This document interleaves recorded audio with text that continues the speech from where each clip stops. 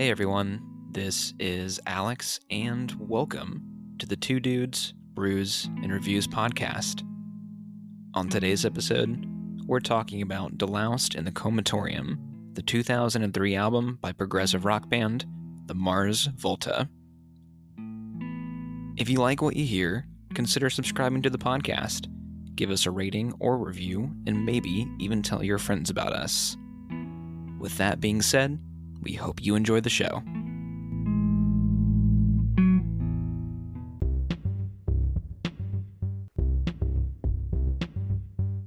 I don't know if we have like a whole lot of life update shit. I know I don't for a fact. Still looking for a house. We've looked at about 1 million now. Every time I see you, you're like, I'm moving up at work, planning a wedding, looking at houses, and I'm like, yeah, like my Criterion movies just came in. Like that's like all I have going right now. That's all right, man. You know, very strangely, I've been playing like old school video games on like I have like a little classic game emulator handheld that I've been playing around with for a couple weeks now. And like, how far back are we going? Like, what's considered classic? Like NES, SNES, like Game Boy games. Oh shit! Like some Sega games. That's right. You told me you were playing Pokemon, right? Yeah, I'm like playing like a ROM hack, like somebody that's like modded the game. So that's been pretty cool. I played like through a game called WarioWare, which was like the Game Boy Advance version. It's essentially like little mini games that are like for ADHD people. Like, I don't know how to describe the gameplay. Aren't all the Wario games kind of like that? Yeah. Like real fast mini game. Yeah.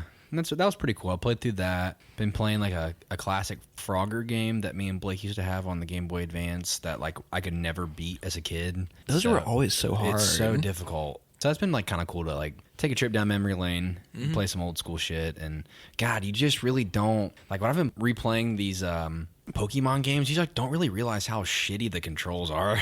Like it's so fucking jank. Is it what I'm thinking of? Like where it's like top down view. You like move walk up, down, left, right. Yep. That's right. You like move through the grass, and then all of a sudden like the swirly effect on the screen happens. It's been kind of just relaxing, you know, on the weekends. Just take a little couple hours, and then we've been watching Lord of the Rings, the extended editions. So we're on the third one now, and no, it's been cool, man.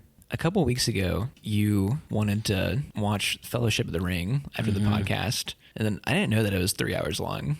The first movie. Yeah, it's like 3 hours long, like just the movie, like the standard cut. It's like 4 hours long if you watch the extended edition. That's fucking nuts. I mean, if it's as great as you say it is, then hanging out in that world for that long, it's awesome. It feels like it'd be worth it then. It is. It's like the good old, I have the saying of like, it's a 3 hour long Batman movie. Like, you should be excited. You get 3 hours of Batman, not just an hour and a half. So one of these days, I'll get on it. No. I swear to you. You'd probably love it. The fucking dialogue is like poetry. It's beautiful. That's what I've heard. It is fucking beautiful. I've been reading the book, by the way. I've been reading The Fellowship of the Ring. Oh, yeah. I'm about halfway through right now, so. How you feeling about it so far? It's great. Just get fucking blasted and start reading Fellowship of the Ring. It's amazing. How do you get blasted and read? It's the best. My eyes dart around the page really bad when I do that. Like I can't focus on a paragraph. I'll have to reread things a few times, and it still won't stick. Yeah, I just get like hyper fixated. Makes sense. Just get blasted and just read. I don't know how to describe it. It's hard to do. I got to be in the mood. If I'm not, fucking forget it. But done it a couple times. It's awesome. That does sound awesome. Anyway, let's hop into the epic that we're in now. Yeah. This is your recommendation, man. Oh, beer. Before we hop in. Damn it. We're drinking Urban Artifact tonight. Does this beer actually have a name? Audion. There's microphones on the can, so I guess that's what it's going for. Audio related. And then it's there we go. It's just Pacific Northwest berries. So it's loganberry, blackberry, boysenberry, raspberry, and tayberry. It's a fruit tart. A few of these I've never even heard of before. Boysen. Tayberry. Tayberry I've never heard of. I've heard of boysenberry before. I've heard of loganberries. Those are supposed to be pretty damn good. Similar to blackberries. It's fucking good. It's 10%. We gotta be careful. Yeah. It's already like halfway gone. It's taking the moisture out of my mouth. Yeah. It is very good, though. Should we preface kind of a structure tonight? Yeah, you recommended something for us. It's a little different for the podcast. We might be breaking up the tracks by taking a short break, listening to the song, and then you'll get like our reaction afterwards. It's going to be no different than normal album review, just bringing in like ideas and topics that go along hand in hand, just something to keep things fresh, and recall will be a lot better. Films, we have this conversation outside of the microphones, but it's a lot easier recall on film reviews. Having imagery to grasp upon helps move through a conversation a lot easier than not being able to perfectly describe audio sequences in a song. So we'll get rolling and we'll see how it goes, and we might skip a few tracks if we don't have to. We'll just kind of take it as it goes. Yeah. So I think I should preface that it's not a first reaction to these songs. We've listened to the album over a 2-week period. Yes. 3 weeks, actually. Yes. But yeah, we're doing my recommendation today. I chose to do the record Deloused in the Comatorium, the 2003 debut album by progressive rock band the Mars Volta. What did you know about this band prior to me recommending it? I guess like a little bit, because I listened to like the self-titled record that just released a little while ago, like 6 or 7 months ago, I think. I listened to like the whole thing like one time through, and I kind of just like forgot about it. I guess like I just didn't care. I don't know. It's not their best work. Yeah. It's not bad, but not something that'll stick with you, really. I just like didn't really know anything about the band, and I could tell like it's very Latin influence, so it was like really kind of hard to be like, oh, this is my shit. I love speaking Latin. So, you know, just I kind of took it as face value, and it kind of got pushed to the bottom of my library on Spotify. And then I guess you're recommending this record. I was like, oh, okay. Like, so it's a band that has a track record. You know, I guess I didn't give them too much energy. So, but now I'm like kind of interested. I honestly was more curious about your history with the band. Okay. I found out about the Mars Volta around 2010, maybe. It's when me and Olivia started dating, and we would always like share headphones on the bus because we lived in the same neighborhood and everything. So we rode the bus together and listened to her iPod, and she had a song on there called The Widow by them. And when we listened to it, I realized that I'd heard it before. It was a hit like on rock radio, Really? which after listening to this record feels kind of weird. But yeah, it was a big song on like 102.7, 103.9. It's kind of like an unusual song to be played on the radio still. Like it has that loud chorus that like rock people like, but it has like whispery verses and Spanish guitar, and like it ends with a trumpet solo. It's weird that it was a big hit the way it was. That kind of reminds me of like System of a Down kind of has that same energy that like they got really popular like on, you know, 96 Rock, and they seem like outsiders. Yeah, and just like the like Serbian like carnival influence on really intense like chop suey, like toxicity. metal, and like you know, their records are just really dark and bleak, and it's not like fucking Linkin Park or like Stone Sour. It's a little bit more experimental. The late 90s, early 2000s, it kind of allowed weird stuff to leak into the mainstream like that. If you listen to 103.9 now, like the new stuff is like this super glossy, lame, generic, like butt rock, Five Finger Death Punch, like that kind of shit. But yeah, after hearing that song on her iPod, I went and checked out this record, and it was like on my workout playlist for a couple of years. Like, I do want to say that the Mars Volta is not one of my favorite bands. Like, I like them. I like their first 2 records a lot. And then as their career went on, they got way more proggy, way more like overindulgent. I think people do like their later stuff, but it's just like shredding for like minutes on end. I don't know. Less focus. Way less focus. I think Rick Rubin producing this record, he kind of reined them in to make something a lot more digestible. But yeah, I think they're a cool band. See, that was what I was curious about, because I feel like it's a band that you probably would have brought up before. Like you would have shown me at one point. I just feel like we never have ventured into this territory. Well, there's 2 things to that. For one, when me and you hang out after the podcast, we usually listen to like really ambient, jazzy, like shit folky. To talk over. Yeah. Yeah. This stuff is a little too chaotic after the edibles kick in most of the time. The second thing is I have shown you them one time before, a year or 2 ago, I think, but it was on a really bad night. It was after we did the Moneyball podcast. Oh, and we both got like, we weren't feeling too great. I think we took too high of a dose of edibles, and then I was like, hey, dude, check this song out. And it was Roulette Dares. Oh, okay. Track 3 off of this. And I think immediately after that is when, like, you started feeling sick, and yeah, so. We were drinking something that night that just wasn't mixing well. It was the French toast beer. Yeah, I think. And you got sick that following day, too, and everything. I did, yeah. Bad times. Like, the record itself is their debut, and upon research, I guess it made a little bit more sense why it sounded so crisp and focused. And you have, like, Rick Rubin producing, and, like, I think there was a band prior. Yeah, the singer, Cedric, can't remember how you say his last name, Bixler, I think, and the guitarist, Omar, Rodriguez-Lopez. Mm-hmm. These guys both have, like, triple names. They were in a band called At the Drive-In. Yeah. And they were kind of like a more punk, post-hardcore influence group. And they had, like, kind of been around in the mid-90s. And they had a record called Relationship of Command, which is, like, a very highly critically acclaimed record. And they were on the brink of, like, breaking out into the mainstream. And then these two guys in the band decided that they were bored with it. And they just fucking split and, like, left the other members to kind of fend for themselves. So they thought doing prog-rock would be, like, more exciting, like, it would reinvigorate their like, their inspiration, I guess. But yeah, like, this is kind of a weird record, and it sold really well, like, right off the bat. Debuted at number 39 on the Billboard charts, which is, like, pretty high for, like, a record like this. This is a concept record, by the way, and I don't know how much you read into this. So I did want to preface that my first 2 to 3 listens were very open-ended. Like, I'm just going to experience whatever's happening.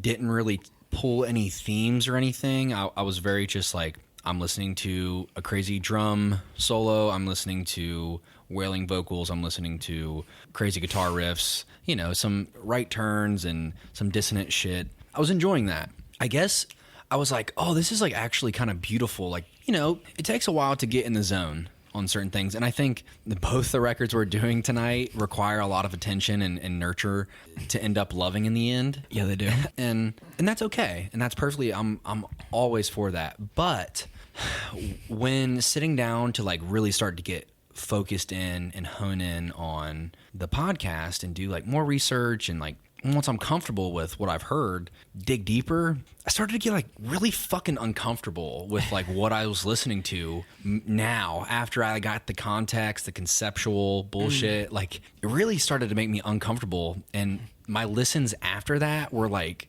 so fucking bleak and dark. So, like, that was an interesting experience in itself. Mm-hmm. The concept is weird on this one, especially the way it's approached lyrically, because the way that Cedric writes on this record, it's, like, impenetrable. Like, it is the most metaphor heavy, like, ridiculous imagery. I don't know if I completely understand it. Yeah. I guess if I had to pull any sort of, like, similar reference ideas that are going on here, it kind of reminded me of the second book in the Dark Tower series. Like, I know that's a fucking really deep cut here, but really, Roland, the main character in the Dark Tower, the gunslinger, he embodies a heroin addict in, like, 1970s New York City, and it's, like, super surreal. Like Stephen King, the way he writes all this shit, it's, like, super bleak and dark and disgusting, and, like, talking about, like, track marks on his arms and just, like, gritty New York lifestyle. It kind of reminded me of that, because as that book progresses, it gets fucking bizarre. They're on a beach with, like, man-eating lobsters, and you know what I mean? Just it's fucking bizarre. He's going through, like, heroin withdrawal, very, like, dark, surreal, dream statey bullshit. That kind of reminded me of this record. It's about a man that has overdosed on heroin and rat poison. Yeah. This is something people do. Yeah, I guess. Not me. Not yet. But, I don't know. It's really intense conceptually on top of an already intense instrumental arrangement. So it's like tough to digest, and it's dark, and it actually, like, reminded me of Dune, like, in the later parts of the record. Like, it just gets really off the rails, and I'm okay with that. I think it's weird to approach it in the way that they did, where they're writing from the perspective of him in the coma. Like, we don't lead up into that point. It's like this fantasy world that he's stuck in because of the coma. Yeah, it's like a dream state. I was trying to read about like the lore, like in this world. There's like a companion book that goes alongside the record. I think that came out like many years later. So for years, fans probably had no idea what was going on for most of it. But haunted trains and some creature species called tremulants. Yeah, like submarine graveyards. It's a level of hard sci-fi that... Yeah, I'm here for it, dude. I'll be straight up. It's like... that kind of stuff's not for me. There's a track on the record that's, I feel like it's super influenced by Dune. In the coma, like in the dream state, he ends up in a world that he's like essentially the Messiah. And like, I don't know, it's like a desert wasteland. I don't know. It just, it's intense. And I think one thing that makes this story even more bleak is that not only is it based on somebody that Cedric actually knew during his days in Texas when he was young, but the, I don't know what you would call this member of the band. Wikipedia credits him as having, he does sound manipulation and effects. Okay. A guy named Jeremy Ward, and he helped Cedric write this story. He died of a heroin overdose a month before this record even fucking dropped. So that makes it even more bleak to me. And then they had to go out on the road and like play these songs for like 6 months probably. I don't know. It's just hard to believe. Like, I think that shit's really crazy. Yeah. Learning all that stuff like really makes the listening experience just really dark and uncomfortable. Let's just listen to the music and then I'll bring in those points. Okay. We'll get to it.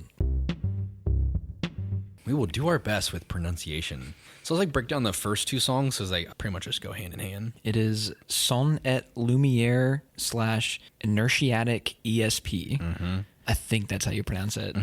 But yeah, I'm kind of surprised that these are actually broken up into two separate tracks. Like they're not different at all from each other, really. And from my understanding, like when it's played live, they play essentially track 1 and 2 together, like intro and... Yeah, it's such a natural transition that, I don't know, maybe they just wanted the album to have an even 10 tracks, because 9 is kind of weird. Yeah. I don't know. But how do you feel about this one? You know, in the context of the record, I think it's fine. The way the album opens up, it's intense, but it's about the most digestible. And I actually like kind of don't like it for that reason. Dude, me either. Like the repetition is a little too much for me compared to the rest of the record. It's so strange how that happens.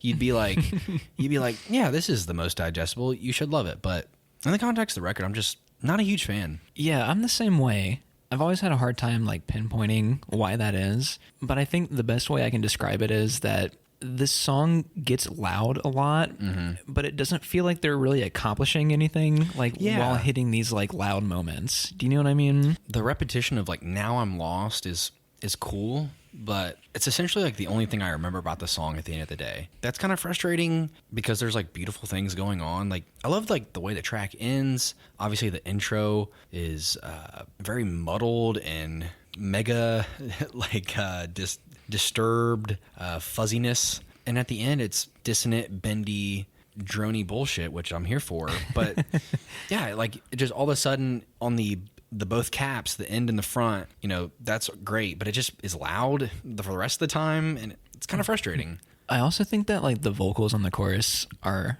a little annoying. Like he's just kind of wailing on this one. I think he like gives it a lot more control on other songs throughout the record.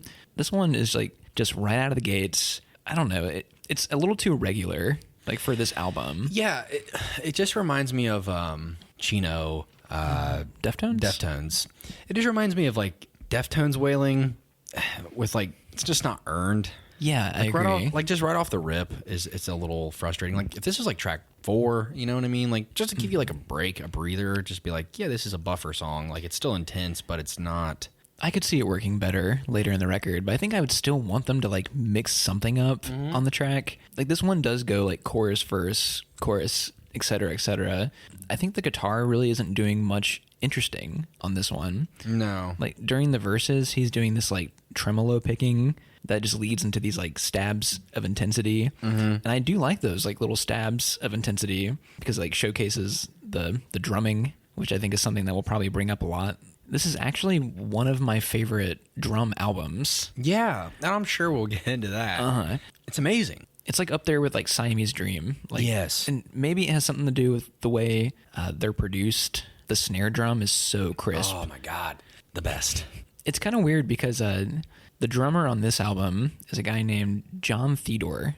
And he only stuck with the band for their first 2 records. And I think he tried to start giving some songwriting input to the 2 guys. And I think they're like a duo. This is like a Lennon-McCartney type deal where they don't want to let anybody else in. And I don't know, this Jon Theodore, he's more known for playing with like Queens of the Stone Age. Okay. But yeah.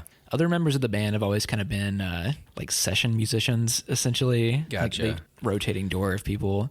But yeah, the drumming on the track is great. I don't think it gets interesting until we hit the bridge where like the guitar kind of drops away and you get these like spidery sound effects. Like it gets kind of Latin, gets more groovy. There's like a circus breakdown with like the keyboards. Yeah. Like that shit's cool. That's what I want. Yeah. It's just not as expansive overall as I want it to be. I guess it's like just a good buffer for what will be the following adventurous bullshit we're going to be journeying into. But, you know, that's okay. I feel like 90% of the time when we do progressive rock, anything even remotely in this lane, it's like first 2 tracks, you're like, Your favorite ones are 5, 7, 9, you know, somewhere in the later of the record when when things really start to be more developed and rich. What other prog stuff have we done for the podcast? I feel like we felt that way with like Siamese Dream. I feel like the first couple tracks on Siamese Dream were like, yeah, it's the first 2 tracks. Who gives a shit? It's like Cherub Rock and Today, and then you can get to Hummer and Mayonnaise later on, like the real good shit. Space Boy, and I want to get into the thick of it. Yeah, exactly. The next couple tracks are definitely ones that I want to visit off the air. All right, you want to do that now? Yes, please.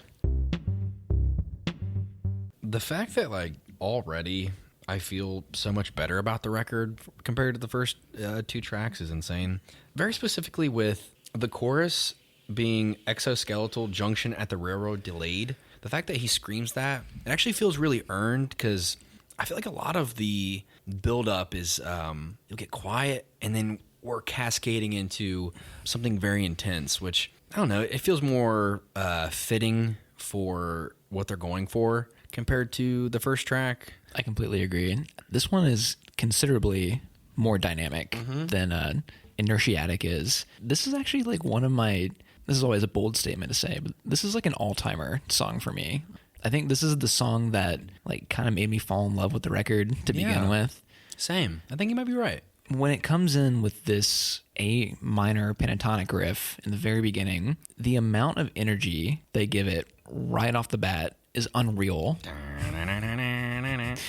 I don't understand how everybody plays in time to this. Like off rip, it's so intense. I've never been able to make sense of the drum pattern on this one, like during that loud part specifically. Because me and you, when we listened to it during that short break, I think we were both doing some like lap drumming, and I'm always trying to nail like where the percussion or the snare hits are, and it feels like it changes each time that the riff comes back around, and I'm like, where? I tried counting it out, and I think the song is in 6/4. Okay, I think so. That kind of gives it a little bit of an off-kilter thing, but this is an amazing track. Yeah, and I love like when after the chorus, the post-chorus just leans into let's slow things down, get really bendy and wild, and then it feels extra earned when you like lean into the bridge. I made a comment, but like this is one of my favorite parts on the record. The bridge on this song, like you just get so quiet and whispery. Then they slowly cascade back up into picking the tempo up into jumping right into yelling the chorus. And I'm like, that is earned and feels right. I think we both had a laugh during that section, like, because there's this warbling sound effect that like makes its way back into the mix. That like kind of helps us transition from psychedelic to explosive again. Yeah, and then it's almost like someone's it's the heavily distorted guitar. There's a thing where you can just hit one note on a fret and pull the note all the way down the fretboard back up to frets 1, and it creates this really long scratch, essentially, and that cascades us back into the chorus. I'm going to use cascade a lot, I can already tell. Vocabulary. That's okay. Vocabulary word of the day right there. Everything on this track feels super earned, and it's more dynamic. It's right where it should be on track 3. Those more quiet moments where it gets a little bit more psychedelic, Omar is really channeling his like David Gilmour, like Pink Floyd, the guitar tone. It reminds me so much of like Shine On You Crazy Diamond, or like that kind of shit. Like it's clean, but like not quite so clean. There's something about Omar's playing on the record altogether that's really interesting to me, because he's not really like a trained guitarist. So he has like this sloppy quality to him. Mm-hmm. He can play pretty technically at that, but there's something very rough around the edges at the same time. Mm-hmm. I think that's an issue that a lot of progressive rock bands kind of have, is that they're too clean sounding. Like it'll be really fucking sterile, sanitized. Doesn't have any character. Yeah, like no emotion. Like give it some fucking grit, Yeah. And he does that on this song. That's something I've always felt about with Dance Gavin Dance. Way too clean. Way too sharp. There's never really any moment to absorb. Mm-hmm. It's constant tension. I think an issue with that band is, and I don't know if like live performances are more emotional or anything, but it seems like they kind of shred just to shred a lot of the time. Yeah, there's never any like peaks and valleys. It's like a constant stream of intensity. And like, don't get me wrong, sometimes they are a great guilty pleasure. I like them. But like, none of their records ever feel really expansive for the band, and it's probably for that reason. Here's another new batch of Dance Gavin Dance songs. Correct. Like that's, the only thing that changes is like the singer from album to album most of the time. Yeah. From one fucking heroin dose to another I touched a girl bullshit. Oh God, I almost forgot about that. Yeah, it's just like weird. If you were to ask me or you to recite a guitar melody from a Dance Gavin Dance song, like put a gun to my head, you better start planning our funeral. You're so fucking right. Even the spacey riffs on this song are like really memorable. Mm-hmm. Before we recorded, I picked up the guitar. I hadn't played this song in a long time, and I could kind of remember how it went. You were getting there. I don't know, like this muscle memory thing. And yeah, the riffs are good.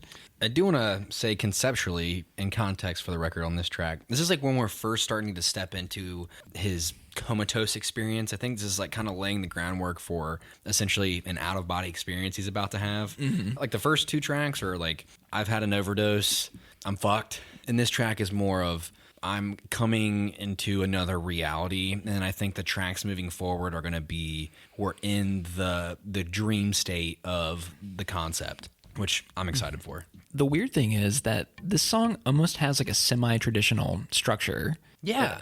I mean, there is kind of like 2 verses, like 2 versions of a verse, because we have that psychedelic section where it's more quiet, and then we have like the explosive. You can really tell they used to be a hardcore band, because How do you feel about these vocals, by the way? Like the yelpy type shit? I'm okay with it, and it's tying back to the fact that the yelling vocals feel really earned on tracks like this, where we can get really quiet during the bridge and really be down here in this spacey, expansive bullshit, and then jump back into what you would like come to expect from like an intense hardcore style. And like, I'm okay with that. Like if it's like, again, coming back to like Dance Gavin Dance, like if it's a constant barrage, you just like get really wore out. There's just like no time to absorb and relax and feel like there's a story being told, even though like it may not be crystal clear to you. You want to feel like there's a journey from track to track, and I'm okay with that for that reason. It just feels it's so dynamic that these parts play really well together. It seems like they use that yelpy style just enough. Like they don't really overuse it. I don't think it even appears again until like the last track almost. Yeah. And maybe I could have used like maybe 1 or 2 short instances like in another song. I don't even know where they would fit in on these other tracks. But like going back to this traditional structure, semi-traditional that it has going for it, immediately after that first chorus, which the chorus is awesome, by the way. I don't know if we even said that, but it's really fucking catchy. But instead of going right back to the verse, they launch into this like psychedelic freak out for a second, and it gets like really intense. Like the drums are going all over the place. Like the guitars are super effects heavy. Moments like that, these little detours that we take along the way, make the record so much more fun to me. I agree. I don't know if I have anything else. I don't think I do either. Let's hop back into a little bit of listening. We'll knock out 4 and 5 and then come back. Sounds good. Well, that was an experience. We were jamming out right there. Right now we're doing tracks 4 and 5 together. It's Tira Me a las Arañas and Drunk Ship of Lanterns. Lordy. Okay. This is an intense one. It is.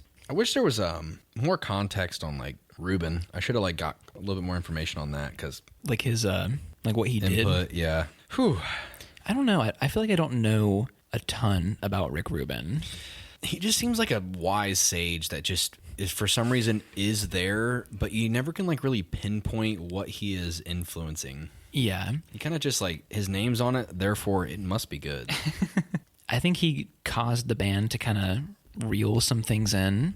He probably shuts down like crazy ideas, if I had to guess. I bet he does his best to hone in whatever they're reaching for. From what I've seen, interviews and mindset when it comes to producing, he's like, I don't have technical training. I don't have a background. He's like, I just like what I like. And it just seems like he asks really good questions to who's ever presenting an idea. It's very therapeutic. He asks, why do you want to do this? And like, why do you feel that way? Or is that something that you think directionally would be good?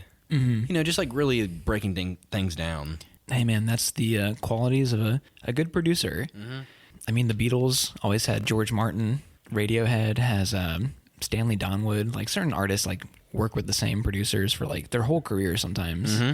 And I think it says a lot that every other record by the Mars Volta is self-produced. Really? And that's kind of when like things got crazier. I mean, their next record, Francis the Mute, it only has 5 songs on it, and it's probably a little bit longer than this one. Like over an hour? I think so, yeah. Oh, so they do kind of the, what do you call that? Like, what was that? Black Emperor. Oh, Godspeed You. Godspeed You. Yeah. Yeah. Like their next record opens up with a 13-minute song, then it goes into like a 4-minute song, and then like it ends with a 30-minute song. So it's crazy. It's good. Sounds amazing. It's good, but it's crazy. It's a different experience. Mm-hmm. I guess contextually for concept-wise, this is where our main character by the name of Cerpin Taxt. Yeah. What a name. These are the names that my children. These are the names that only appear in like prog rock. Where we find like him in his first dreamscape. Which, just to preface, I find that like an interesting concept of someone in a coma and they live an entirely different reality separate from ours. And, you know, I don't know if that's scientifically accurate, but the heroin influence, psychedelia. Yeah. There's probably like, I mean, you have your OD to begin with, but then you also have probably withdrawal at some point. Is this something that's been reported by people that have woken up from comas? Nah, I don't know. I was always under the impression that you can like kind of hear things in your immediate environment and like that's it. I've always heard that it's just difficult for them to acclimate to real life again because culture changes so much in a short amount of time that the world becomes almost unrecognizable. Even though like we go through like these subtle shifts and changes very easily and it's almost subconscious. And when you're not there to experience it, it becomes extremely juxtaposed to what you were used to prior. Even like just a few years can be intense just on the way you view reality. So that's like extremely scary to me. It's the frog in the boiling water metaphor. You ever heard that? Mm-hmm. I think, although that's like used for like climate change and shit, but okay, I think it applies here. How dare you? But yeah, like this actual song itself, this one's crazy. Like the atmosphere is so thick right off the bat. Yeah, that's a good way to put it. I think this is like one of the most intense songs on the record. I agree. Although we might say that a few more times, but I guess just to me, this is the track where we're in the submarine graveyard, which like some of this doesn't make sense when it came out, and then if you're talking about the companion book that came along, later, I guess it starts to tie a little bit more imagery. It doesn't make sense to me either, so don't feel bad. Yeah. And like that's okay. Like I'm all here for the weirdness getting out there. Yeah. And I think like if you just kind of view the track itself outside of that context, it's still really fun, dynamic. For the majority of it, it's extremely intense. You don't really get a whole lot of relaxation like you did on the last track. There's not a single slowdown moment here. The instrumental changes, but it's the cooldowns are like syncopations with drums, like to help break up a little bit of chorus and bridge, things like that. That's really exciting to me because it kind of keeps it fresh. We're not like playing back on the previous track.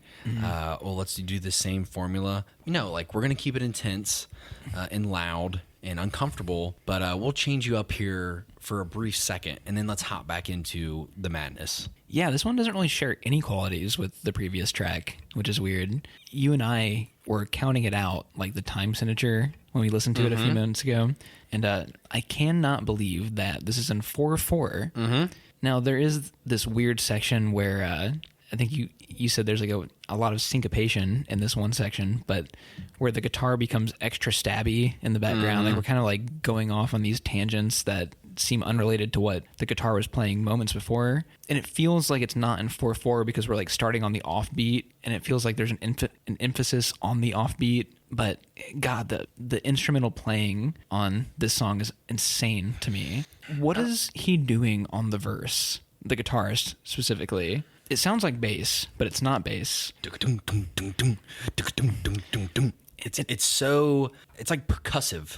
Yeah, it sounds like you're playing on like the D or G string on a bass, but like you're like finger picking it, but it's guitar. It's kind of sloppy, but it's precise at the same time. It's a sound that I don't think I've ever really heard before, guitar-wise at least. I guess, how do I put this? Are you getting lost in the lyrics right now? Yeah, I think like the lyrics are so fucking metaphorical and symbolic imagery heavy that you can kind of get bogged down in it. But during the bridge towards the end, carpal jets hit the ground, like referring to like jets of blood like coming out of your wrists. Oh. It's just like really bizarre, intense.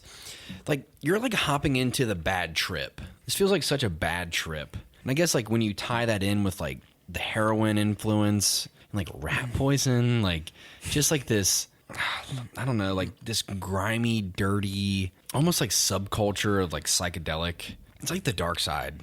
I literally wrote in my notes, it feels like being dropped off into the Amazon forest while on acid. It doesn't have like a jungle kind of feel to it. Yeah, and I just think that's the Latin influence. It feels almost Aztecian. Yeah, that's a good way to put it. I love the vocals on this one. Counting that toe. Yeah, man, he's amazing. These call and response sections. Yeah. When he like comes back, like responding to the main vocal line, and it's like way more layered. Like there's like double, triple, maybe even like quadruple tracking on his voice. It's insanely catchy. I think the song kicks into even more high gear when we get to this like breakdown section where like there's this church organ like sounding playing, like going behind it. And I like how the first time that we hit that section, it's just used to transition into like this weird jazzy like noise rock freak out. But then the second time it comes around, they kind of take away the stilted rhythm nature of it, and they bring it back and make it groovy. And then he sings like one of the catchiest vocal melodies on top of it. And I'm not going to try to recreate it because my voice doesn't reach this level that this guy does. But they're really good at bringing back things and like changing it up, like keeping it fresh. The callback. Yeah. Bringing new meaning to an old part. There's also like it's very subtle, and you can almost miss it in the mix. There's like a don't turn back, but it's backwards, like Pig Latin, like they've reversed the lyrics. So it's like no way. Cab and rut to nod, like but it's very subtle. It's very low on the mix. It's like in the chorus and the bridge towards the end. It's very, very quiet. You can barely hear it. You have to like read it while it's happening. I've never even noticed that before. So quiet. And it's almost like in between your normal vocal delivery. So it's so subtle you can almost miss it. And there's just so much instrumentation happening that you wouldn't even know it's there, which like I think kind of speaks volumes to what's going on here. The instrumentation in the mixing is insane. I completely agree. This is also the first song on the record that introduces these like drone sections. It's very brief on this one, but it's kind of when we break into this like malfunctioning electronics like sounding stuff. And this shows up a few more times later on, but this is the first time, and it's very brief when it does. Do you have much more to say? I don't know. I love this track. And, I do too. There's a lot going on, but it's hard to hit like every transition, every mix up. And there's also like, it's so imagery heavy that it's almost just something to be experienced at this point. It's tracks like these, like this is the track where during my note taking, it is the one that reminded me of The Dark Tower, where it's like a fever dreamy heroin psychedelic. It's really intense.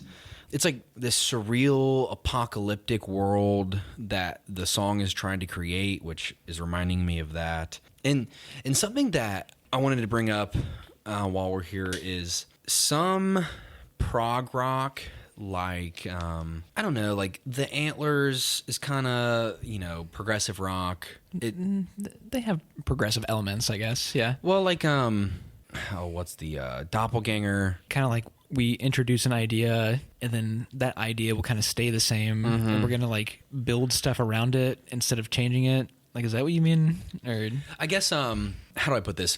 This record is so unapproachable compared to a lot of psychedelic rock that I've listened to, where when you think about like Pink Floyd, like Dark Side of the Moon being like obviously their most popular. A lot of the records are conceptual, like, Animals, Wish You Were Here. Yes. Yeah. Things that feel like they kind of just like happen to you in a way that's like, I can just listen to this. Like, you can choose to engage with it, or you can just like choose to like just let it be.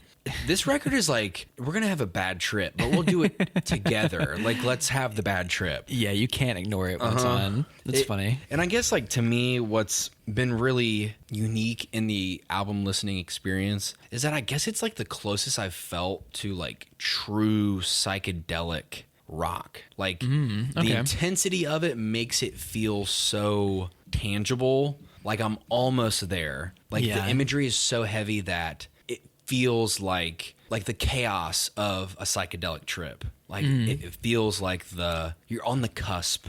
You're almost there. Like you can kind of taste it. Like we truly don't know where we're going next. Like Correct. That kind of feeling. Yes. Yeah. And just like the lyricism really helps elevate the instrumentation for that reason. Like they go hand in hand perfectly. I feel like it's the closest I felt imagery wise to like almost seeing the lyrics in front of me type of thing. It's very intense. Mm-hmm.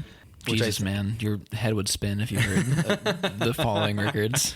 I think this is like the most streamlined thing they ever did. Really? That's cool. And that's why I like it the most, actually. Yeah. I kind of don't like getting so lost, like in this like wankery, I should say. You know what I mean? It's like the album is it's like gruesome in nature, so it's very visceral and disturbing in a way. So it's you're kind of like meant to face it, which is kind of poetic in a psychedelic way, I guess. Yeah, it's commendable. Yeah. Moving into track 6. Yeah. We'll be back in a moment, I suppose. I hope so. Track 6, I believe it's pronounced Iria Tarka. I think you might be right. I guess, oh God, how to even break down this conceptually? I'm glad that you're the one bringing that to the table because I literally cannot. Okay, how do I put this? The character is like being essentially disembodied into another, like, it's like fucking body horror, essentially. Like, oh.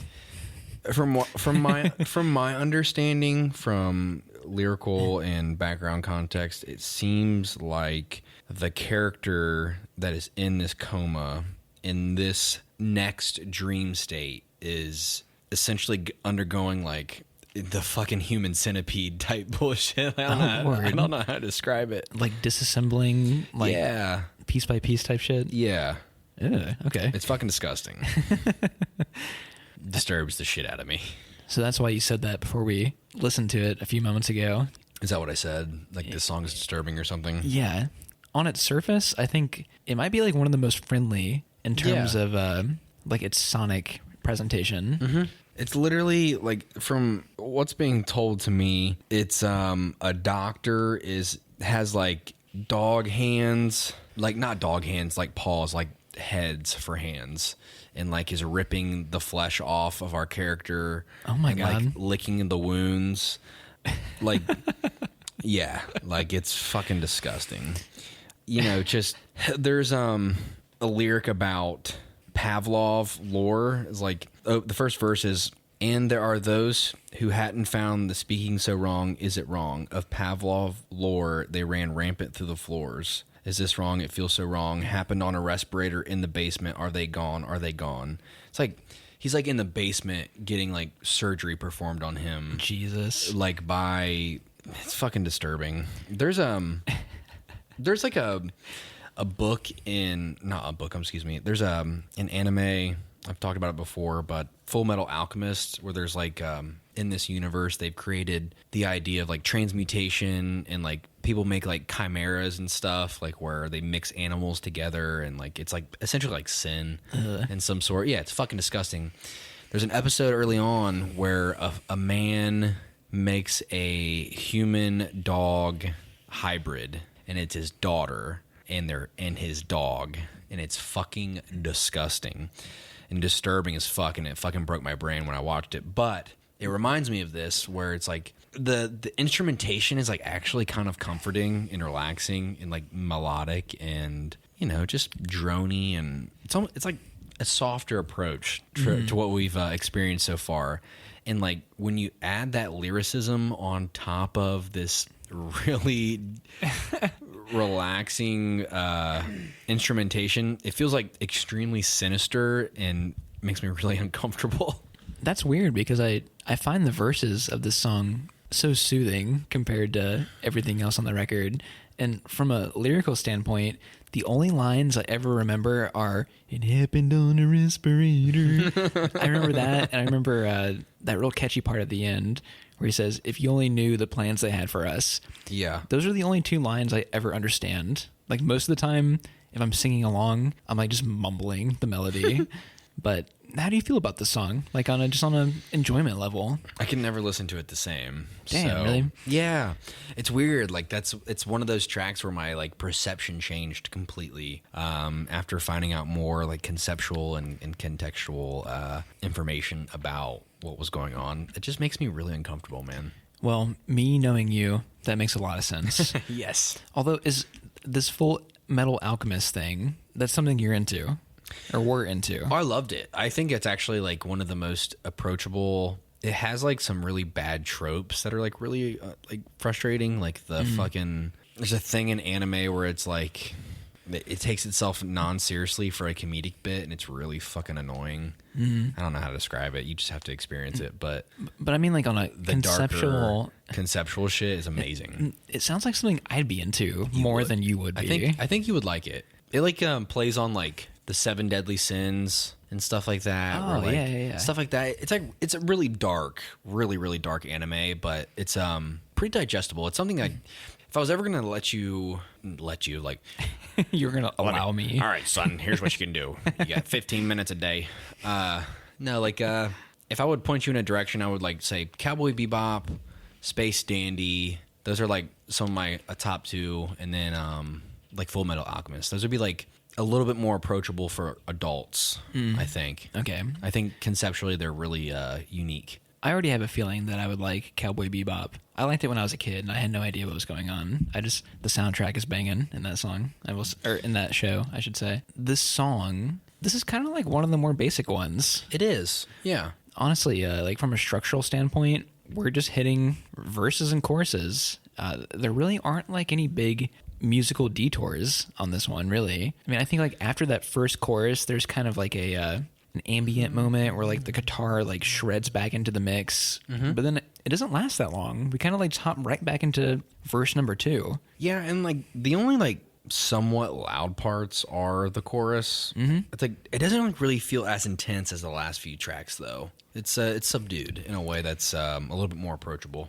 It kind of feels like if you took those post-hardcore moments from Roulette Dares and like turned it into a chorus, because it has that like stilted, like this like methamphetamine energy about it, but they made it melodic. Yeah. It's intense, but it doesn't feel too overwhelming. This really does feel like some of the best parts of like Roulette Dares and Inertiatic, like just done in a more melodic, slow-paced kind of feel. I think the guitar melody is extremely beautiful on this track. Like, dude. It's really comforting, but I think when you tie that comfort in with like the fucking disturbing shit going on, it makes me so uncomfortable. My listening experience changed dramatically. I'm going to try and not think about it like on my future listens. Do, please. You'll save yourself the trouble. But yeah, I think the only time the track really switches it up is when it hits that bridge towards the end where it gets a little bit more catchy with the, if you only knew the plans we had for us. There's like this delayed guitar comes in and it kind of has like the ska feel to it. Like, you know, ska music. Okay. Like, that's like the best reference point I have for it. But yeah, there's not a whole lot of switch ups really here. Yeah. I like the track. I have no complaints about it. Longest track by far. Yeah, this is track 7, Cicatriz EP or ESP. It is the longest track. Now, I think the question of the day is, does it earn the runtime that it has, in your opinion? You know, This is a weird one to me, in a way. This might be the one where Rick Rubin's like, all right, you can have like a little bit of time, I guess. Like you can have 5 minutes of bullshit, I guess, if you'd like. All the parts like where we are focused are tight and dynamic, and the drumming feels tight and like moving through momentum. And then your dissonant parts here are a little overindulgent at times. I think like you can get really bored at this point in the record. Are you talking specifically about like the jammy sections that we have? It's okay to jam. It's like mostly the parts where we're really dropping off into like some bizarreness. Mm-hmm. And I don't mean like in a bad way. It's not like uncomfortable, but there's like, I think we just talk like helicopter sounds, and I don't know. It's just like it feels like you're being dropped down a well in some facet. Yeah, we're going full into like drone territory on this one.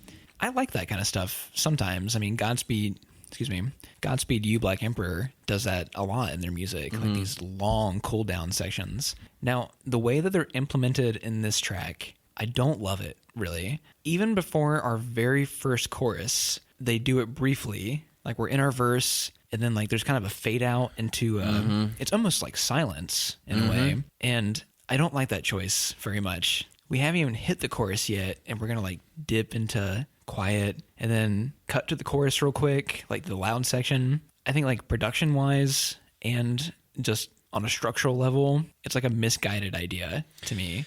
Yeah, something that frustrates me too about this track in particular, I feel like this track is supposed to be almost like a little bit of a climax, like a peak, and I don't really feel like I'm getting that. I don't feel like it's really being earned, and conceptually it's supposed to be like the full transformation after his surgery into like becoming this messiah like character for a world that exists in this, that's like this dream state. Yeah, and like I'm not really following that narratively at all. To me, it just kind of feels like an excuse to drone on. And I do get like influences from like Dune, heavy, rich sci-fi context, but it doesn't really feel like it's being fully earned conceptually for the track. Like the track itself doesn't give off that vibe for me. Like it's very rhythmic, tribal drum heavy at times, but I can get where it's kind of pushing into that territory, but it's not something apparent to you at all. And I don't even really think the lyrics employ that idea. It's a little frustrating. And then when the track's 12 minutes long, I kind of just like drop off mentally. Where like I feel like a lot of the tracks I felt really engaged with, and this one I'm just not as happy. It doesn't reach that same level of intensity that the other tracks do. Now, don't get me wrong.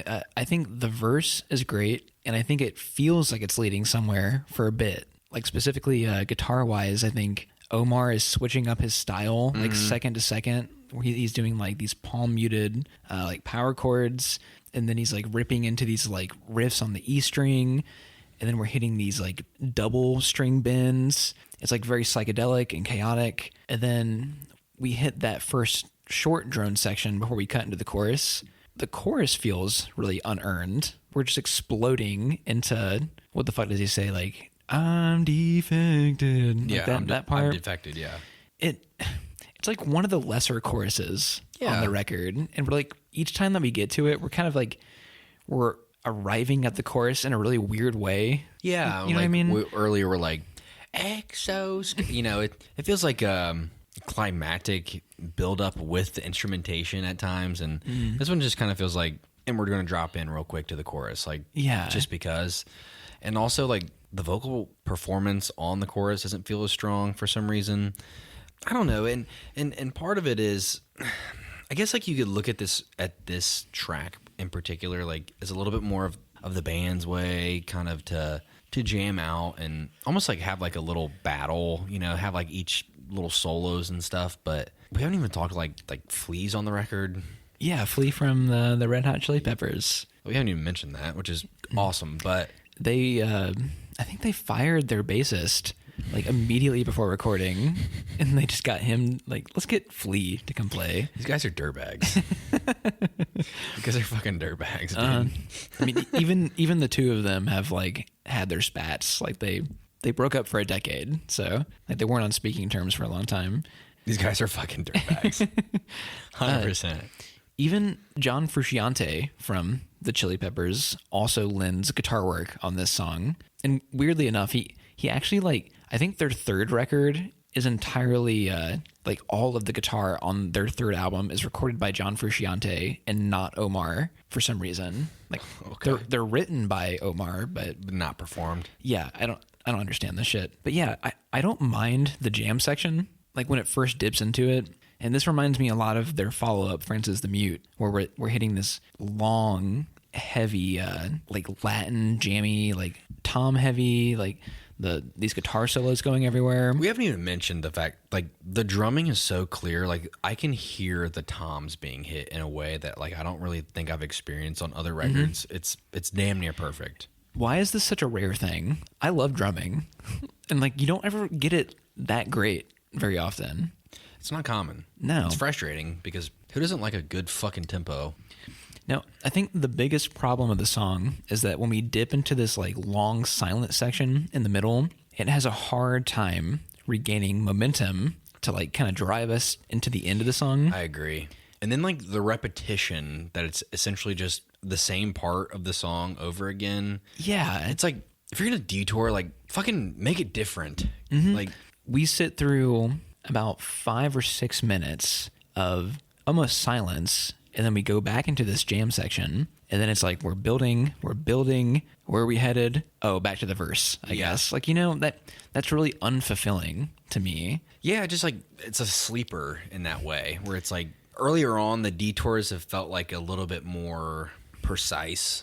On this track, it just feels like it's overindulgent in a way that I'm not here for. We really should have been headed towards something explosive at the end of that jam section, and it's like the volume is rising literally in the mix, and it's like we're back to square one again. I think like at a certain point in the track, like the volume drops out, like they slowly bring the level down and then just bring it back up for no reason. Like it's just really bizarre. Yeah, it sucks because I think they're on the verge of something here. If things were rearranged a little bit, it could be a lot better. But yeah, as it stands, I think it's a little disappointing. I agree. Good Lord. Okay. Are we recording? Yeah. This apparatus must be unearthed. Yeah, track 8. This one fucking sucks. I hate this song. I seriously want to know what the mindset of everyone involved was in putting this on the record. I guess like it's an ugly fucking song. Like honestly, It's so ugly. everything but the drums is ugly as fuck. I think it starts out kind of promising, like if you don't know what's coming afterward, where we're having this like noisy guitar freak out. Because I'm down with the Mars Volta doing like this noisy dissonant shit. The biggest offender comes down to the layering of the vocals on this one. This chorus is attempting to upset us, and I just know it. They were laughing in the studio, making this shit like, haha, like people are gonna hate this one. Like it feels that way. Yeah. I don't know that for a fact, but It comes across that way. It's like mockery almost. it really does. And then the verse is like the vocal effect is like warbly underwater. Not a huge fan of that. It like naturally makes the vocals kind of fall out of key. Mm-hmm. Don't get me wrong. Throughout my life, I have loved some bad singers. I like bands with like not great singers, but this is like to a level that I just can't stand it, man. I think the verses almost come across as interesting because like the bass is moving. There's like some weird free jazz guitar lines going behind it, but even then, like those parts aren't coalescing into anything interesting. And then the song doesn't branch off into like any territory that you would expect it to. This is the shortest. Is this the shortest track on the record? It's probably about 5 minutes, right? It's one of them, yeah. You would think there'd be like a brief moment of melody, a reason to return to the song. Like, I want to listen to this to get to that part, but there isn't. It's just straight like atonal dissonance for 5 minutes, and it grates my nerves. Yeah. Like last night, I think was the first time that I listened to the song all the way through in like 8 years, probably. It's like punishment. It really is. Guantanamo Bay should take some notes. Yeah. Oh, shit. Jesus Christ. It's a little like misery induced. It doesn't, I don't really know if it's even really meant to be written that way, but it comes across that way. It's like frustrating. Why is it here? Yeah. All right. I just know that these recording sessions, produced a B-side that would have fit so much better. Yeah. And if that B-side is worse than this song, then God help this band. I don't know what else to say about it, but we can move on. This might be a odd reference, but for some reason, this track 9, Televators, reminds me of like My Chemical Romance for some reason. I've never thought about that before, but I think it kind of makes sense. Is it like the double tracking of the vocals at the end of the song? Yeah, and then the vocal delivery is a little bit more melodic and subdued in a way that I feel like Gerard Way would. I feel like he could easily sing the song. Yeah, I could see that. Yeah. Where like a lot of this track just feels like a verse on a verse on a verse on a verse. There's like really not a chorus. I feel like for some reason I don't know. That chorus is the chorus that it does have. It's not explosive in any way, No. but I think melody wise it tries to stick out, and it sticks out to me. I mean, I think that section specifically is really catchy. Yeah, it's pretty. I don't know if I like that. You don't know if you like it? Yeah. Do you mean like in the context of Yes. what we've been through so far? Yeah, I guess I want more. I don't know. The range on this track doesn't really feel like it gets anywhere with me. I felt like that for a little while in this section of the record, where I know you're capable, but you're leaning into parts that I don't enjoy, and you're overindulging in the spots that aren't really fitting to what I've already taken akin to. Yeah. Don't get me wrong. I actually agree with you. This is one of my least favorites on the record. It's just so subdued that it doesn't excite me in the same way that a lot of the stuff does. Anytime that I've played this record in the past, I never look forward to hitting track 9 for some reason. I think like most of my listens have been similar. Once we start pushing in deep, I mean, like, listen, like the album is an hour long, and getting into the home stretch, and if it's not super engaging, you can kind of get lulled to sleep, and it's kind of. I think it might be even apparent with the energy that we're bringing right now, where you can kind of get a little sleepy time lullaby. I'm zoning out a little bit. And that's Yeah. okay. I mean, I understand, like, some albums need a journey on a longer scale. But to me, it becomes kind of uninteresting for that reason. It's weird because this is like one of their most famous songs. And I think Really? it is. And I think a lot of it has to do with this one is prime and ready to be released as the single for the radio in a way. Okay. Especially like in 2003. Yeah. They're doing their ballad thing. Yeah. I think I used the word ballad very loosely on this. I have no problem with them slowing down for a track. But this one is so slow. And I like slow songs. Yeah. Like the Antlers, you brought them up earlier. They're like one of the slowest bands I've ever known. They are. But I wouldn't consider them boring to me. No. You know, this is like, it's just pretty enough. It's just slow enough. It's just catchy enough to like barely hold your attention. There's unique stuff going on here. I mean, like the acoustic, like the Spanish. I do like the acoustic guitar. When we hit the end of the chorus, there's like these single hits of like different acoustic chords.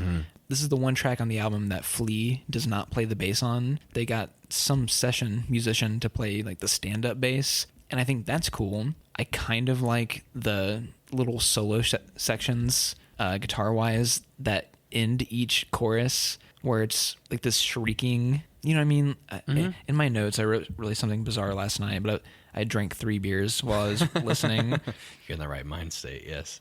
I wrote, reminds me of VHS for some reason. And like now in my state of mind, I'm like, what the fuck was I talking about? Yeah, I don't know. The record's weird that way, though, where like you can really enjoy something in the moment, and then a day later you're like, nah, I don't know what I was on. And then like a week later you'll be like, yeah, this is a good track. I don't know what I was thinking. It's just a bit unremarkable compared to what we've been through so far. I actually think they perfected this formula with that song I brought up earlier in the podcast, The Widow. It's kind of like this song, but just done in a more exciting way. Oh, okay. So, yeah, I don't know if I have much else to say about this one, really. Yeah, me neither. It's very, it's not bad. It's just, It's kind of mid. Yeah, it's mid. It's just there. Take the Veil, Cerpin Taxt, our final track. Yeah, and finally, a return to... Proper formula for the record. Yeah, some of the stuff I was liking a lot before the last 2 or 3. You know, this is an 8.5-minute track, and in my mind, for the longest time, I thought it was like 5 minutes. Yeah, it doesn't really come across in a way that's overly long. It's a very long-form version of like the most concise songwriting they could do. Yeah. It's kind of weird. I don't know. I mean, I think the track list or the track length is extended by this long jam section at the end. I always forget about that part for some reason. It's like a good 2 minutes or so where you really drop off into instrumental section before you outro. Adds that extra length, which can kind of go missed. It's a weird part of a song where I think you can kind of forget about it. I don't know, something about timing when you put a certain instrumental, you know, you kind of forget it's there until you listen to it. It's kind of tacked on at the end in a way. I guess like I'm curious conceptually what's going on here. Like being the end of a journey, which to be honest with you, I don't know if I like completely buy into compared like after listening to the last few tracks, you know? Yeah. Like where it kind of like the story becomes hard to uphold. It seems like we haven't done enough exposition to really like earn the fucking plot devices that we were going in. Like it was just really bizarre, which is fine. And I think like earlier on in the record it worked a lot better, but you know when you get in this back half of the record where you start super high concept and then like the tracks after our little desert messiah escapade, it feels like I don't really know that the other 2 tracks were really meant to be concept oriented, like Televator and stuff. Like they just don't really feel. They feel a bit removed. Yeah, they feel like they're a little bit more like a streamlined, trying to be more mainstream record oriented compared to. Well, Televators was not the Apparatus song, but I know what you mean. Yeah. Apparatus that must be unearthed, or that's just a weird one. It was a fuck you song. It was. And it earned it really was. I guess like our character is, I don't really know if there's like a good end for him. Like, I can't really tell if like he's alive or dead. I think he's dead. I don't know if the lyricism, do you think the lyricism implies that? I think asking me to read into the lyricism of this record is just too much. I guess like I'm curious because the outro it seems like the character himself is asking a question of like, who brought me here, forsaken, deprived, and wrought with fear, who turned it off, the last thing I remember now, who brought me here. It seems like he's coming awake. Yeah, I was always under the impression that this is him like waking up from the coma. Mm-hmm. Now, from my understanding, the end of this story is this person committing suicide after waking up from the coma, I think, because that's what happened to Cedric's like real life buddy. Like he jumped off like an interstate or something, like after spending several years in a coma. Now, the weird thing to me is, aside from like paying tribute to a close friend, what are we getting out of like this kind of ending? You spent this journey in a fantasy fucking nightmare realm with somebody for 9 songs, and it's like, oh, they woke up and they killed themselves. Like, I don't know. I think I was talking to you about it earlier about like trashy auteur filmmaking, where like it's not saying anything. You know what I mean? Yeah. You're just like, we had it earlier. I think I said it like, you have a concept that's like really cool on paper. Then you do the concept and like get on the other end of it. It's like, yeah, but it was just the concept. Like you weren't supposed to like take anything away. Yeah. I don't always know how to feel about that. Like going on this journey in a dream state, you would think you would come out metamorphosis. You're pulling things out of this experience, but the record is so cryptic lyrically that you can't. And then our character dies immediately after. Yeah, it's kind of weird. I'd like to believe it's a little bit more open-ended. Like, does he die? Does he live? Yeah. But like, also, it's just like nightmare fuel. It really is. So there's kind of this, maybe a plunge to death isn't such a bad thing. Well, after what this guy has experienced in this story, then I understand to a degree. Fucking dog head hands surgeon. Like, I get it. Hey, man, don't feel so bad. But I don't know. Song-wise, I like it. Yeah. I think it's good. It's not my favorite. It's not in my top 3 of the record or anything. No, but it's a tried and true formula to the high parts of the record that we have enjoyed. Yeah, this actually sounds like an At the Drive-In song more than anything on the record. Really?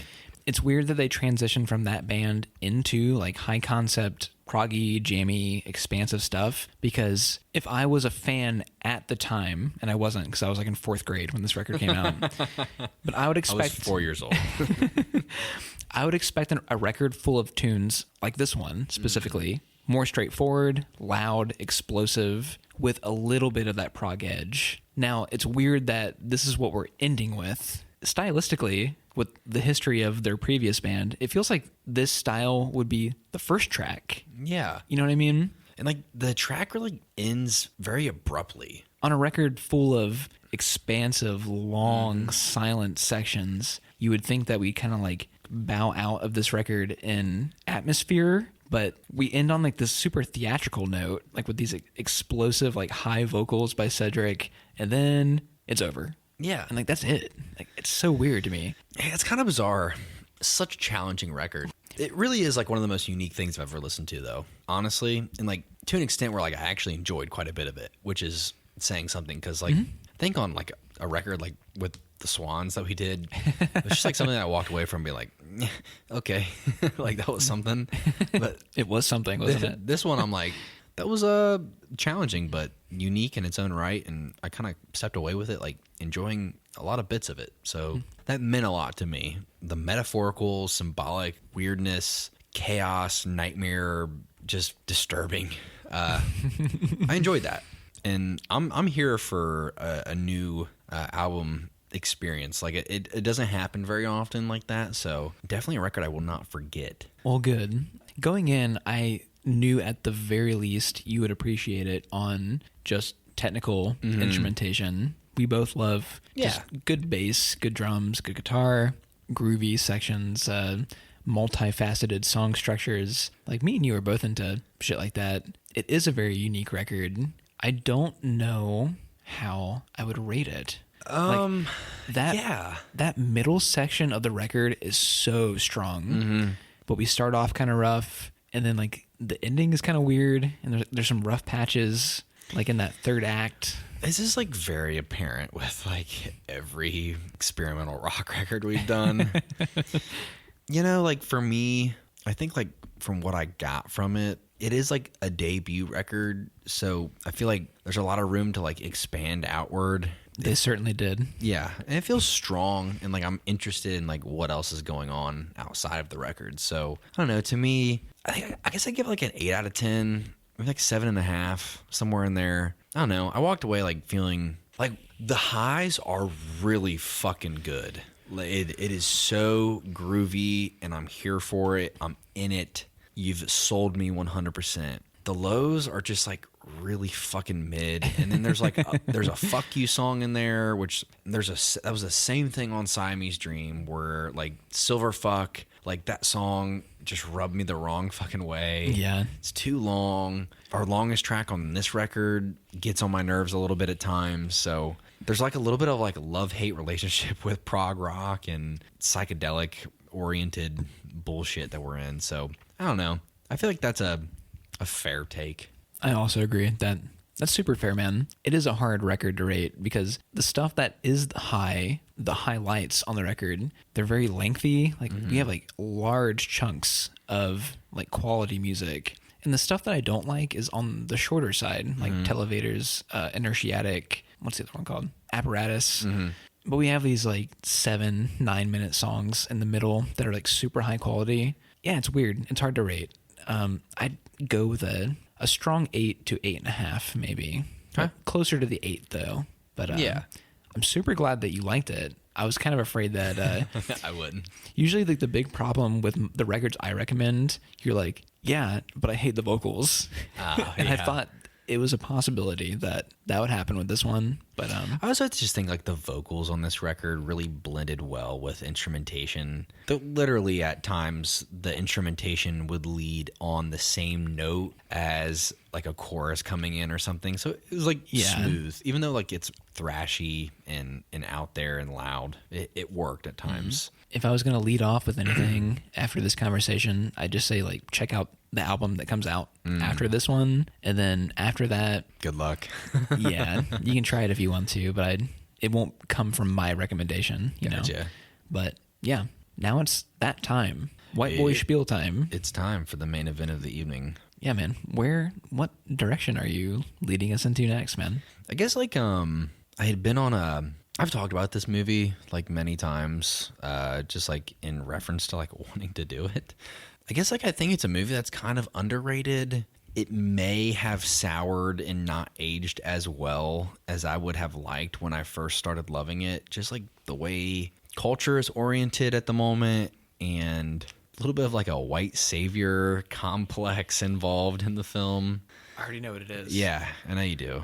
But like, I don't think we've had a movie with fucking Tom Cruise yet. So like, I feel like I was actually like, I had a toss up. There was 2 Tom Cruise movies that I actually kind of wanted to do. But this one I feel like is necessary first. Maybe like a little bit more of the controversial one. But yeah, we're doing The Last Samurai.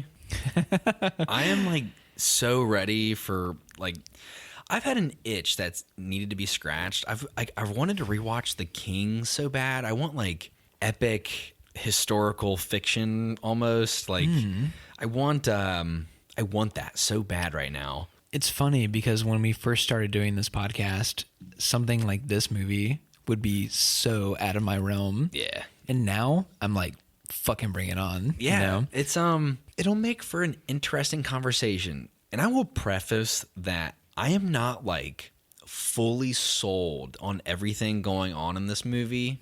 I'm a romantic at heart, and there are things going on in this movie that I cannot ignore, that I really want to gush about, and like also like tear apart some of the movie and like be realistic in what's going on. So, well, no lie, when we do these things that kind of have like mixed results, those always lead to like the best conversations. We have more stuff to bounce around in a way. Yeah, kind of playing with a similar tune with like how I feel about Tron Legacy. You know, I need to get out my mixed feelings. My it's a little bit of a therapy sessions, being able to conversate with somebody about a film that I'm kind of torn on. we've kind of like navigated in that space for a while now with The Wrestler, Tron, parts of this record, and then, supposedly The Last Samurai. Yeah. Tom Cruise, this is kind of funny. I've been thinking about him recently for some reason. Like, I've kind of wanted to bring him to the podcast, but like my movies with Tom Cruise are like Vanilla Sky, Collateral. Like, those are the ones that like I dig. I don't know anything about The Last Samurai. I don't know who directs. I don't know who co-stars. It's a weird fucking movie. It's really unique. They don't make them like this anymore. That's all I'm going to say. They don't get made like this. Are we towing the line of drama, action? Both. It's a historical drama, action. Okay. Yeah, it's fun. I'm super open to something like this. I think that'll be a lot of fun. Fucking people getting their heads cut off, bro. Is this a rated R movie? Yeah, it's not as violent as you think it would be, but there are some squibs, and it's epic. Good. It's fucking... I'm excited. Sometimes that's all I need. It's a long fucking movie, too, so, like, good luck. Is this one of those, like, 3-hour type deals? It pushes it, yeah. It gets close. Hey, so nowadays, every movie is fucking 3 hours long. This is the norm now. Yeah. 3 hours is the new 90 minutes. It is. It's the only way. All right, man. Yeah, I'm excited. I'm ready. That was fun. Yeah, dude. I'm glad you like the record. I'm ready for The Last Samurai. Fuck yeah, man. I'm hyped. All right. Do me the classic, the good old, my favorite. Please sign us off. Adios.